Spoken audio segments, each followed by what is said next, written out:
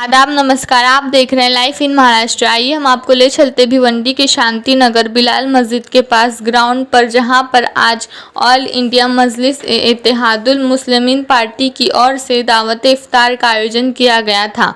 इस दावत इफ्तार में विशेष तौर पर प्रमुख अतिथि राष्ट्रीय प्रवक्ता व माजी आमदार एडवोकेट वारिस पठान साहब आए हुए थे। इस दावत इफ्तार में लोगों की बड़े पैमाने पर मौजूदगी रही। पूरे जोश के साथ एडवोकेट वारिस पठान साहब का ऑल इंडिया मजलिस इत्तेहादुल मुस्लिमीन भिवंडी के पार्टी के अध्यक्ष शादाब उस्मानी और पार्टी के कई कार्यकर्ताओं ने वारिस पठान साहब को पुष्पगुच्छ देकर स्वागत और सम्मान किया। उस वक्त वहां पर लोगों के सामने देश के मौजूद हालात को मद्देनजर रखते हुए हिंदू मुस्लिम की एकता और अखंडता के लिए भिवंडी में अमन शांति कायम रहने के लिए वारिस पठान ने लोगों के सामने अपने विचारों को रखा और वहां पर मौजूद उलेमा के हाथ से दुआ की गई और साथ ही रोज़ा इफ्तार किया गया। आगे देखिए वारिस पठान ने हमारे प्रसार माध्यम से आवाम के लिए क्या कहा। देखिए कैमरामैन रेहान के साथ मुश्ताक हाशमी की एक विशेष रिपोर्ट।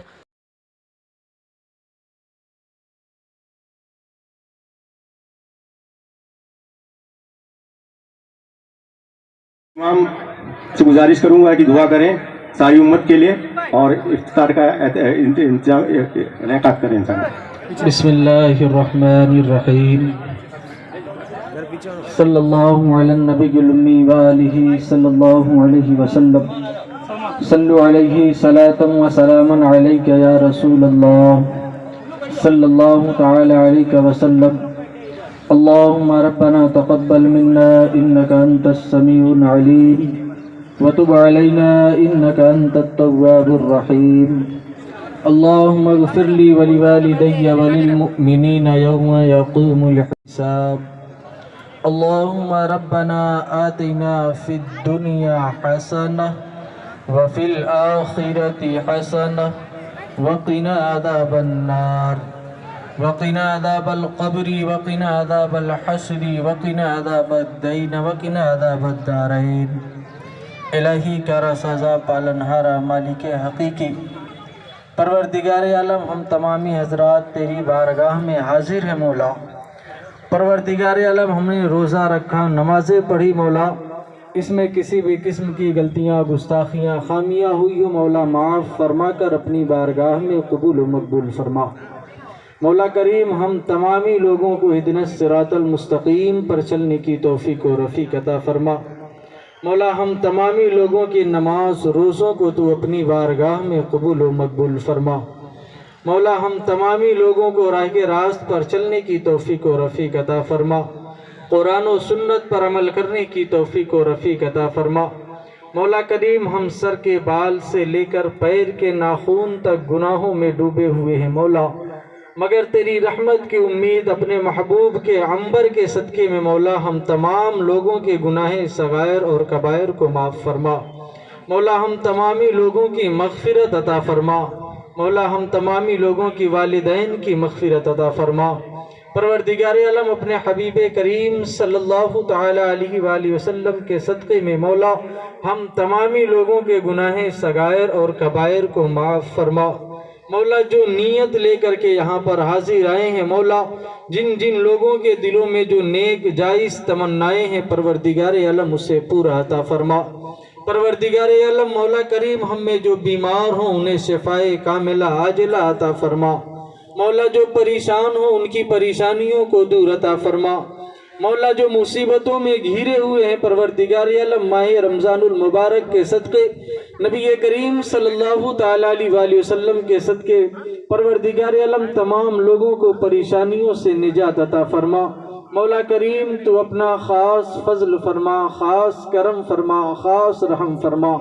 मौला करीम, खुसूसियत के साथ यहाँ जितने लोग हाजिर हैं मौला, इनके दिलों में जो नेक जायज़ तमन्नाएँ हैं उसे पूरा अता फरमा।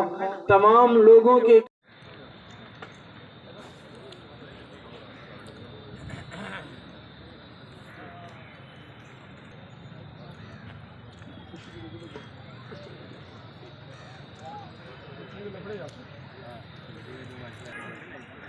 छोड़ने दिखेंगे तो भी दिखेंगे।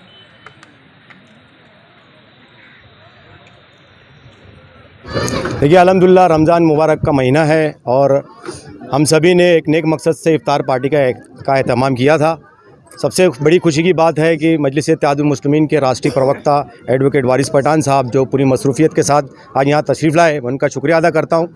साथ ही मजलिस इत्तेहादुल मुस्लिमीन के यहाँ के मुकामी ज़िम्मेदार और शहर के सभी वो पदाधिकारी जिन्होंने पूरी मेहनत बहुत ही दिल की लगन के काम करके इस प्रोग्राम को कामयाब बनाया, इन सभी का शुक्रिया अदा करता हूँ।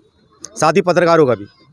मैं भिवंडी शहर की आवाम को, ख़ास तौर पे मुसलमानों को सब्र से गुजारिश करूंगा कि आज ये मुल्क में जो माहौल बनाया जा रहा है, ये माहौल नाखुशगवार माहौल बनाया जा रहा है और मैं चाहूँगा कि शहर के साथ साथ में पूरे मुल्क के सारे नागरिकों को अमन की तरफ जाना चाहिए, ना कि ये जो ठोक देने की पॉलिसी है इससे दूर रहना चाहिए। कहीं ना कहीं हमारे मुल्क के संविधान को ख़त्म करने की ये साजिश है। 2 दिन पहले ही हमने मुल्क का जिन्होंने संविधान बनाया था बाबा साहब अम्बेडकर, उनकी जयंती मनाई और उनकी जयंती के अगले दिन ही इतना बड़ा कदम एक देश की असंवैधानिक कार्य करते हुए सरकार ने काम किया है। इसका मैं खंडन करता हूं और पूरे देश की आवाम से मैं अपील करता हूं कि अमन बरकरार रखें। सबसे पहले तो मैं अपनी जानिब से तमाम को रमज़ान मुबारक की पुरखुलूस मुबारकबाद पेश करूंगा। आज अल्हम्दुलिल्लाह अल्लाह सुब्हानहू तआला का करम हुआ कि 24 रोज़े अपने तकरीबन हो गए। अब कुछ रोज़े बाकी है, लेकिन आप तमाम देख रहे हो कि किस तरह से अल्लाह का एहसान रहा, करम रहा कि हम तमाम ने अच्छे से रमज़ान बनाया। और आज हम यहाँ भिवंडी शहर के हमारे जो शहर अध्यक्ष है जनाब शादाब उस्मानी साहब, इनकी जानिब से मजलिस इत्तेहादुल मुस्लिमीन की तरफ से जो इफ्तियार का आज अरेंज किया गया, इसकी मैं इनको मुबारकबाद पेश करूँगा। इनको, हमज़ा भाई को, तमाम हमारे जो भिवंडी के मेंबर्स है, भिवंडी के जो हमारे पार्टी से जुड़े हुए लोग हैं, तमाम भिवंडी वालों को कि आप तमाम इतनी तादाद में यहाँ पर आए, हमारे साथ रोज़ा खोला। एक अच्छा काम है, सवाब का काम है। हम सब यहाँ पर बैठ के आज रोज़ा अफ्तार किए और मैं चाहूँगा कि इसी तरह से हम अफ्तार करें, रोज़ा रखें, अल्लाह की बारगाह में दुआ करें कि अल्लाह सुब्हानहू तआला इस रमज़ान मुबारक के पाक मुक़द्दस महीने के बरक़ात से हमारे तमाम देश में अमन और शांति बनाए रखे, सब खुश रहें, आबाद रहें, परेशान हाल है उनकी परेशानियां दूर हो।